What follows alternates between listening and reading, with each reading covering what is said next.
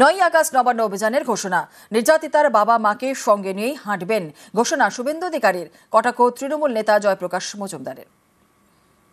আমি প্রপোজ করেছিলাম, অভয়ার বাবা মা এটাকে ডিক্লেয়ার করেছে, আমরা পার্টিসিপেট করব। আমি তো পার্টিসিপেট করব এবং আমি অর্গানাইজ করব যাতে হাজার হাজার লোক আসে। ধর্মতলা থেকে হাঁটা শুরু করব ওনার বাবা মাকে সাথে নিয়ে। ওনাদের কত জল কামান টিয়ার গ্যাস আছে সেদিন দেখবো।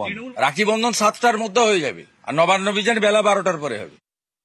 মুখ আছে, পায়ের তলায় মাটি নেই, পাশে বিজেপির কর্মীরা নেই।